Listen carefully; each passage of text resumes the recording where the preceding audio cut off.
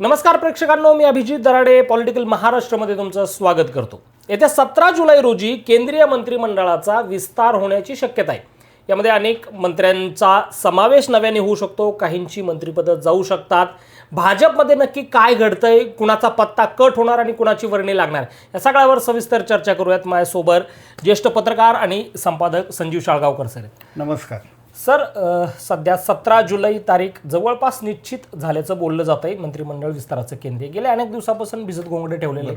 कुणाचा पत्ता कट होऊ शकतो, कुणाची वर्णी लागू शकते? एक पॉलिटिकल अँगलनी जर पाहिलं आणि दिल्लीमध्ये जर लोकांशी चर्चा केली, विशेषतः वरिष्ठ पातळीवरती, तर दोन धक्कादायक नावं त्यामध्ये आत्ता जाणवत आहेत. आणि महाराष्ट्रासाठी धक्का देणार नाव आहे नितीन गडकरी आणि राजनाथ सिंग. ही दोन नावं अशी आहेत की ती मंत्रिमंडळातून त्यांना घरी पाठवलं जाईल. का, ह्याची कारणं नंतर समजतीलच. पण आत्ताचं हे ट्रेंड असा दिसतो की ही दोघं घरी बसतील, आपल्या जवळची अशी. हां, म्हणजे गेल्या काही दिवसांपासूनचा सोशल ट्रेंड जरी पाहिला तर नितीन गडकरींच्या विरोधात बोलणारा अनेक मोठा वर्ग पाहायला मिळतो. आणि गडकरी स्वतः म्हणतात का माझ्या विरोधात एक मोठी लॉबी काम करते की माझी इमेज कशी डाऊन करता येईल यासाठी. गडकरींचा बाजूला करण्याचा जसं तुम्ही म्हणतात की गडकरी बाजूला होऊ शकतात मंत्रिपदावरनं किंवा त्यांची गच्छंती होऊ शकते, काय कारणं काय असतील त्यामध्ये? त्याची दोन कारणं मला जाणवत आहेत. की एक तर गडकरी ह्यांचा संबंध रस्त्यांशी होता. त्यांना बाळासाहेब ठाकरे रोडकरी म्हणायचे. आणि ह्या पावसामध्ये रस्त्याला खड्डे पडले वगैरे हा भाग क्षणभर बाजूला ठेवू.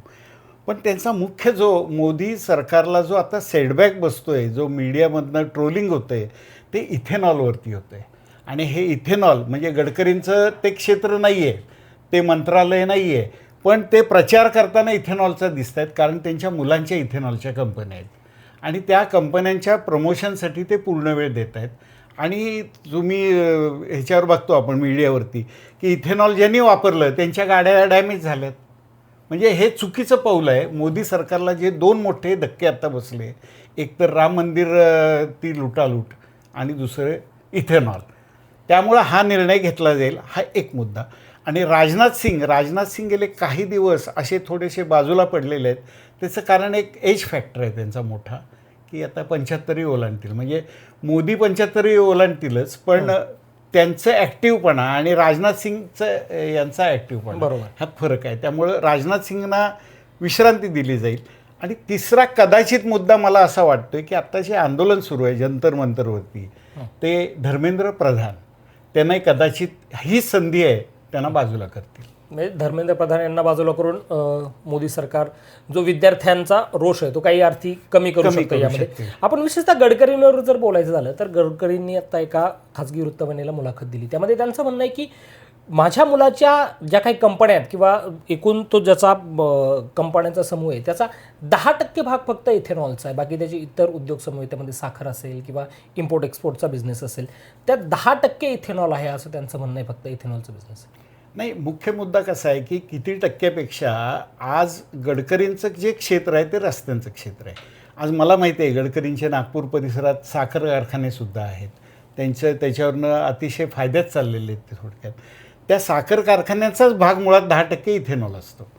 आणि तो इथेनॉलला त्यांनी ज्या आग्रहाने ते पूर्ण ह्याच्यात मांडतात, पूर्ण भारतामध्ये ते जेव्हा फिरतात, व्याख्यानं म्हणा किंवा सत्कार, प्रत्येक ठिकाणी त्यांचा मुद्दा इथेनॉलचा असतो. एक्झॅक्टली. म्हणजे पेट्रोलियम मंत्री आहेत की ट्रान्सपोर्ट, हा त्यांचा प्रश्नच नाही आहे इथेनॉलवर बोलणं. त्यांनी ह्याच्यावर बोललं पाहिजे, रस्त्यांवर. किंवा ते म्हणतात वॉटरबोट मी करणार किंवा हवेतनं जाणारी बस आणणार, हे स्वप्नवत होतं सगळं. आणि ते अजून काही हे नाही ऐकलं. म्हणजे काय, म्हणजे इथून त्यांनी इथं पुण्यात सांगितलं होतं, पुण्यावरनं मुंबईला आता आपण हवेतनं जाणार बसमधनं, पण ती आलेली नाही अजून. हा एक मुद्दा. आणि रस्त्याची कामं चांगली आहेत, तो त्याच्याबद्दल त्यांनी पूर्ण क्रेडिट आहे. दुसरा एक महत्त्वाचा दिल्लीमध्ये हे की गडकरी आणि राजनाथ हे मोदींच्यापासून असे बरेचसे साईडट्रॅक झालेले दिसत आहेत गेल्या काही दिवसात. तुम्ही एक 5-6 महिने जर पाहिले तर हे दोघं मोदींच्यापासून दूर गेलेले आहेत. सर, आता यातच थोडा वेगळा प्रश्न मला विचारायचा आहे की जुनी भाजप जी होती, म्हणजे अगदी अरुण जेटली, सुषमा स्वराज, लालकृष्ण अडवाणी, वाजपेयी यांच्या काळातील हे दोनच नेते सध्या सक्रिय राजकारणात दिसत हो दिसत आहेत. कारण अडवाणी तर वयामानानं बाजूला गेले, मुरली मनोहर जोशी बाजूला गेलेत, नंतर त्यांच्या वेळच्या ह्या उमा भारती आता साईडट्रॅक झालेले आहेत. जर असे काही अंशी केंद्रात नव्हते पण राज्यात सक्रिय होते ते शिवराज सिंग चौहान, ते आहेत अजून तिथं आणि त्यांचं सगळ्यात चांगलं खातं चाललंय हां. कृषी.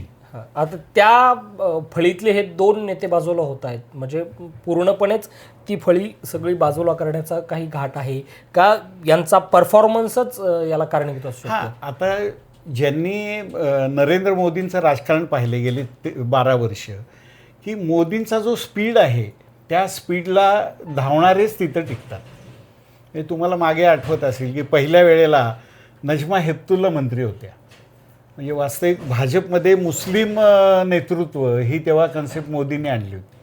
पण नजमा हेपतुल्लांच्या वयाप्रमाणे किंवा त्यांच्या स्पीडनं जाणारा त्या नव्हते, त्यामुळे त्यांनी साईड ट्रॅक केलं होतं. त्याचवेळी त्यांच्या स्पीडनं जाणाऱ्या सुषमा स्वराज होत्या. मग त्यांनी सगळ्यात चांगलं परराष्ट्र खातं दिलं होतं. मग कुठं परदेशात लोक अडकली त्यांना आणणं, अगदी एका ट्विटवर प्रश्न सुटत होते. आणि त्यात इक्वली मोदींच्या इक्वली त्या केपेबल होत्या सुषमा स्वराज. पण त्या गेल्या. जेटली होते, जेटली तर अर्थमंत्री आणि मोदींचे वकील मुळात. म्हणजे मोदींना जे गोधरा हत्याकांड आणि हे सगळ्यांना सुटका जी मिळाली तुम्हाला माहीत असेल, ती जेटलींमुळे मिळाली, त्याचं त्यांना फळ मिळालं होतं, पण ते गेले दुर्दैवानं. भाजपमध्ये जरी हे घडत असलं तरी आज शिंदे चाललेत अमित शहांना भेटायला सगळ्या खासदारांना घेऊन. हां, ते महाराष्ट्राच्या संदर्भात आहे. आणि केंद्रीय मंत्रिमंडळ विस्तारामध्ये आता आपण जसं म्हणतो राजकारणात, तर एकनाथ शिंदेनी हे जे 6 हे फोडलेत किंवा उद्धव ठाकरेंचे 6 खासदार आलेत, काही आमदार येत आहेत, आणि हे सगळं जर विचार केला ना तर एकनाथ शिंदे आत्ता राजकारणात सगळ्यात सुखी माणूस आहे. म्हणजे 5ही बोटी त्याची तुपात आहेत. म्हणजे आत्ताच्या नवीन एक्सपान्शनमध्ये कदाचित त्यांना 2 कॅबिनेट मंत्री आणि 1 राज्यमंत्रीपद मिळू शकेल. कुणाला द्यायचं काय द्यायचं ते ठरवतील, पण त्यातले एक श्रीकांत शिंदे असतील आणि ओमराजे निंबाळकर असतील आणि राज्यमंत्री कोणीतरी. म्हणजे त्यात संजय जाधव, ओमराजे निंबाळकर, संजय दिना पटेल आणि श्रीकांत शिंदे यांचे नाव सध्या चर्चेत आहेत. ते कुणाला कारण मुळात काय झालं, मोदींना जे आता तिथं आपण जरा वाईट शब्द वापरू, पाशवी बहुमत जे मिळणार आहे ते एकनाथ शिंदेसारख्या लोकांमुळे मिळणार आहे. आता बहुमताचा मुद्दा जर काढलाय तर पावसाळी अधिवेशनाचा शेवटचा टप्पा सुरू होता आणि शरद पवारांच्या 9 आमदारांची बैठक झाली. अर्थात एक आमदार रोहित पवार यांना डावललं गेलं, मुद्दाम त्या बैठकीची माहितीच त्यांना पोहोचवली नाही की बैठक होतीये. आता या मंत्रिमंडळ विस्तार, आता 17 तारखेला समजा आपण शक्यता आहे मंत्रिमंडळ विस्ताराची, त्या मंत्रिमंडळ विस्तारापूर्वी जर शरद पवारांचा पक्ष NDA मध्ये येण्याचं मान्य करतोय किंवा NDA मध्ये येतोय तर त्यांच्याही वाट्याला काय मिळेल? हो, मिळू शकतं. पण आता काय, शरद पवारांचे आता ते एवढे धूर्त आहेत की त्यांनी ऑलरेडी फिल्डिंग लावून ठेवलेली असेल तर, आणि तसं झालं तर विस्तारामध्ये सुप्रियाताई होऊ शकतात. पण आता शरद पवारांचा पक्षच पूर्ण संपायच्या अवस्थेत आला आहे. तो कुठं मर्ज होणार का काय होणार माहीत नाही. आता त्यांच्या पक्षामध्ये सध्या जे चर्चेतले आहेत ते 2 रोहित आहेत. एक आबा पाटलांचे चिरंजीव रोहित पाटील आणि ह्यांचे रोहित पवार. आता हे 2 रोहितांचं की त्या रोहितनी ऑलरेडी भाजप स्वीकारल्यासारखं हे आहे. पण रोहित पवार जे आहेत हे काँग्रेसच्या दिशेनं चाललेत. आणि दुसरं एक म्हणजे कधी कधी अशी काळजी वाटते की रोहित पवारांचं अस्तित्व काय, पवार शब्द काढून टाकला, मग रोहित पवारांना काय अस्तित्व आहे. पण त्यांना काहीतरी त्यांचंही प्लॅनिंग असेल, त्यांची आंदोलनं किंवा ह्याच्यातनं ते समाजामध्ये आज फायर होत आहे. हा, नक्कीच जो विरोधकांचा स्पेस आहे तो बऱ्यापैकी रोहित पवारांनी व्यापलाय असं म्हणावं लागलं. नाही, कसं झालं आहे की आपल्याकडं आता शेतकरी नेते, ते एक क्षेत्र घेऊया आपण शेतीचं. मग राजू शेट्टी, सदाभाऊ खोत, तुपकर किंवा आपले हे रघुनाथ पाटील, ही सगळी मंडळी आता एकतर सत्तेबरोबर गेलीत किंवा अपयशी ठरलीत. मग तो जो स्पेस आहे शेतकऱ्यांचा तो मिळवायचा त्यांचा प्रयत्न असावा. त्या माध्यमातून संघटना उभी करणं, हे करणं. पण तुम्ही आज मीडियामध्ये, मी मीडियामध्ये, नवीन पेपर काढून तो चालवणं शक्य नाही. आता तसं आहे ते. नवीन पक्ष आता राजकारणात अवघड आहे. एकतर तुम्ही सत्ताधाऱ्यांच्याबरोबर जावा, नाही तर विरोधकांच्याकडे जावा. हे 2च ट्रेंड आहेत आत्ता. आता शिवसेना राष्ट्रवादी जर सोबत गेल्या तर त्यांना मंत्रिपद मिळण्याची शक्यता आहे. दुसरीकडे अजित पवारांचा राष्ट्रवादी हा पक्ष आहे, त्यामध्ये मोठा गदारोळ आज पाहायला मिळाला. थेट सुनेत्रा पवारांच्या अध्यक्षपदाला चॅलेंज करण्यात आलं. दुसरीकडे केंद्रीय मंत्रिमंडळात किती स्थान मिळतंय हेही जरा साशंकता आहे त्याची. एकीकडे महाराष्ट्रात सुद्धा फार मोठे फेरबदल पक्षात होण्याची शक्यता आहे. धनंजय मुंडे, सुनील शेळके, राजू नवघरे यांना मंत्रिमंडळात संधी मिळण्याची सुद्धा शक्यता आहे. केंद्रात सुनेत्रा पवारांच्या अर्थात अजित पवारांच्या पक्षाचं काय अस्तित्व दिसतंय? नाही, केंद्रामध्ये कसं आहे, पहिला मुद्दा तो आहे की त्यांचं अध्यक्षपदावरती जे आणलं आहे, ज्यांनी हे आणलं आहे ते ठीक आहे, एका प्रदेशाचे अध्यक्ष आहेत आणि ते त्याला काही फार हे नाही, ते बहुमतानं फेटाळू शकतात. पण त्यातला महत्त्वाचा प्रश्न आहे की त्यांना हा मुद्दा दिला कुणी? ह्यांच्या पक्षातला कुणीतरी फीड केला असणार, तू अपील कर मग आपण हे करू. ते कोण असेल ते सिनियरपैकी असणार. कारण सुनेत्रा पवारांचे बाकीचे जे आहेत, एक पार्थ सोडला तर बाकीचे जे आमदार किंवा खासदार आहेत हे ते म्हणजे शरद पवारांचे इतके जुने आहेत सगळे. छगन भुजबळ आहेत, सपोज प्रफुल्ल पटेल आहेत, तटकरे आहेत, हसन मुश्रीफ आहेत किंवा वळसे आहेत. तर हे सगळे इतके इक्वली आहेत की हे त्रास द्यायला सोडणार नाही आहेत. मग त्या एक प्रेशर आणून काहीतरी पदरी पाडून घ्यायचं, हा एक त्या पक्षाची ती स्पेशालिटी आहे. मग त्यामध्ये आता महाराष्ट्रात अर्थमंत्रीपद मिळते का, हा एक मुद्दा पुढे येईल. मग तसं झालं तर कोण अर्थमंत्री? मग ते पुन्हा लक्ष सगळं वळसे पाटलांच्याकडे जातं किंवा माहीत नाही. केंद्रामध्ये अजूनसुद्धा तुम्ही म्हणजे पार्थचं नाव मला एक हे वाटते, पण प्रफुल्ल पटेलांची फिल्डिंग तिथं जोरात असणार. कारण ते सर्वपक्षीय मित्र आहेत प्रफुल्ल पटेल हे, आणि ते काही तिथं दिल्लीत फेरफार करू शकतात. अगदी मंत्रिमंडळ विस्ताराच्या तोंडावरच अशा पद्धतीने हे पत्र निवडणूक आयोगाला जाणं, सुनेत्रा पवारांवर एक प्रकारचा दबाव निर्माण करणं, हे पक्षांतर्गतच हे अंतर्गत आहे, हे पक्षांतर्गत आहे. हे कोण प्रेशर पॉलिटिक्स आहे, हे सांगावं लागत नाही. हे पक्षांतर प्रेशर पॉलिटिक्स आहे यांचं. ह्याच्यामध्ये काय होतं माहिती आहे का, की आज एक तुम्हाला ट्रेंड पूर्ण दिसला असेल की सत्तेशिवाय ही मंडळी जगू शकत नाहीत. म्हणजे एकनाथ शिंदेची असू दे, उबाठाची असू दे, शरद पवारांची असू दे किंवा अजितदादांची असू दे, ह्यांना सत्ता पाहिजे. आता सत्ता नसेल तर राहणारी ती भाजपकडे आहेत. म्हणजे काँग्रेसमधनं जी भाजपमध्ये आली ती त्यांना सत्ता पाहिजे बरं का. पण जी ओरिजिनल असतात 8-8, 10-10 वर्षे जी थांबतात की बाबा नाही सत्ता मिळाली आम्ही विरोधी पक्षात बसू, ती तिकडं असतात. हा एक मुद्दा झाला. दुसरा एक आता आपल्या ह्याच्यात चर्चेत राहिला आहे, म्हणजे मध्ये संजय राऊत म्हणाले होते की फडणवीस हे केंद्रात जाणार आणि बावनकुळे हे महाराष्ट्रात मुख्यमंत्री होणार. आता संजय राऊतचं म्हणणं ठीक आहे की त्यांना Eknath Shinde at any cost नको आहेत म्हणून त्यांनी आपलं ते सुचवून ठेवले. पण असं नसतं.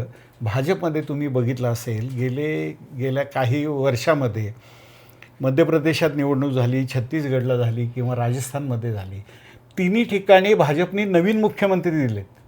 म्हणजे वसुंधरा राजेसारखा एक धुरंधर नेता होता, इकडं MP ला शिवराज सिंग होते, तो ज्योतिरादित्य होता, उमा भारती होत्या, ह्यांना डावलून त्याने एक नवीन चेहरा काढला. तिथं बंड वगैरे होत नसतं कधी. जो आहे दिलाय ना तो ॲक्सेप्ट करायचा. किंवा तुम्ही महाराष्ट्रातही पाहिलं असेल की एकनाथ शिंदे जेव्हा एक गट घेऊन आले आणि त्यांना मुख्यमंत्रीपद दिलं, त्या देवाभाऊ बाजूला बसले होते, पण वरनं आदेश आला ना तुम्ही उपमुख्यमंत्री व्हायचे.